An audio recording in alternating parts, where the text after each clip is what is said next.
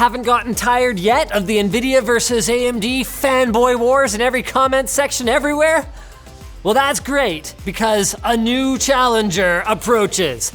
And that challenger is none other than Intel, who just announced that their first ever, sort of, discrete GPU is going to be hitting the market sometime in 2020. Now, although Intel isn't exactly completely new to the world of graphics processing, with their integrated GPUs having become a mainstay in PCs for a very long time, and, as I alluded to before, they did in fact have a discrete GPU back in 1998, this news represents a significant pivot in Intel's business, which started late last year when Intel brought Raja Koduri on board from AMD, where he was in charge of the development of their Radeon GPU line.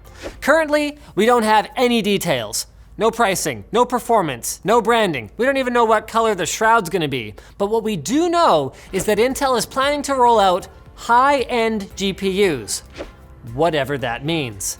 And that's not the only major shakeup today, as Apple is rumored to, get this, actually be ditching its proprietary Lightning connector. According to a report from DigiTimes, next year's new iPhone will probably support USB-C instead of the Lightning connector that we've been stuck with since the release of the iPhone 5 way back in 2012.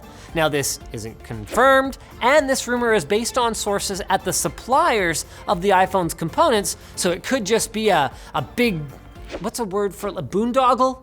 A boondoggle, is that could be a boondoggle chase, but it might not be too surprising considering that Apple's MacBooks have featured a single USB-C port and nothing else for quite some time now. So fingers crossed that this rumor is true and iOS users won't have to keep buying cables that are not only useless for anything except iDevices, but that break more easily than an expensive gadget that Linus is trying not to drop. Really? And although Washington, D.C. has just dropped its 2015 net neutrality protections following an FCC order, Washington State has become the first in the union to tell a Jeep Pie to, go pie himself, like in the face, with its own state-level net neutrality law taking effect earlier this week. The state of Washington was actually quite proactive on the matter, having passed the law around 3 months ago in anticipation of the new federal rules. So the protections are the usual fare of a ban on blocking or slowing down certain services, as well as making paid fast lanes unlawful for any ISP providing service in Washington. More states are expected to follow suit in the near future, though the FCC will probably be taking any states that pass similar laws to court, because I guess they just really like bad press. Speaking of bad press, today's Quick Bits are brought to you by us.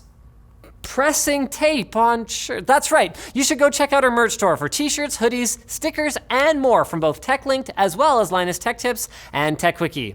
Colton and Dennis have been slaving away in our garment factory next door, hand knitting shirts until their fingers bleed. That was a total lie, but the swag is awesome, so check it out at the link in the video description and help support TechLinked. All right, so the big story in the gaming world right now is that Nintendo has finally announced Super Smash Bros. Ultimate for the Switch, and this is huge, it will feature every character that has ever fought in a Smash Bros. Game, except Waluigi, but like, anyway, they're bringing the total number of playable characters to 65 once the game drops on December 7th. A huge number, and only a little bit disappointing because just Waluigi and 3 more would have been pretty nice. And wouldn't it be nice if you could cram more memory into your laptop? Lenovo certainly thinks so, as they just announced a new ThinkPad that will feature up to 128 gigs of RAM. Really?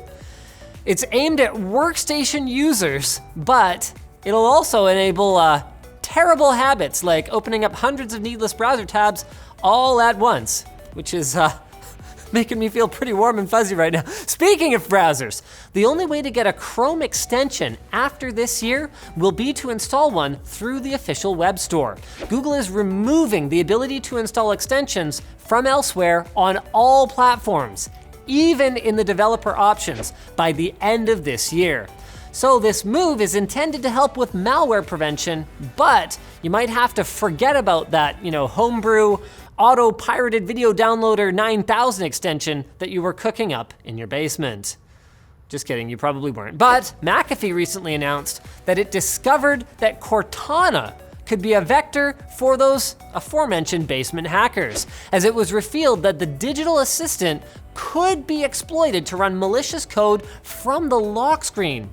Though, since we know Windows PCs don't exactly become impregnable just by locking them, it might not be that surprising to you, but Microsoft is working on it anyway and has released a patch for the issue, so go download it to keep Cortana from spilling all of the juicy little secrets that you've told her. Finally, if you're one of the lucky folks who owns an autonomous car, please make sure you're still paying attention. Tesla is updating its autopilot system to nag drivers even more often who aren't holding the steering wheel after a number of accidents resulting from what Tesla described as carelessness on the part of drivers.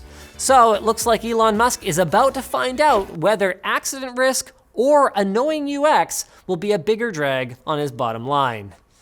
Speaking of bottom lines, that's the bottom line for today, and we'll see you again Friday for all the news that's fit to vomit at you in 6 minutes or less. Bleh, news. Bleh.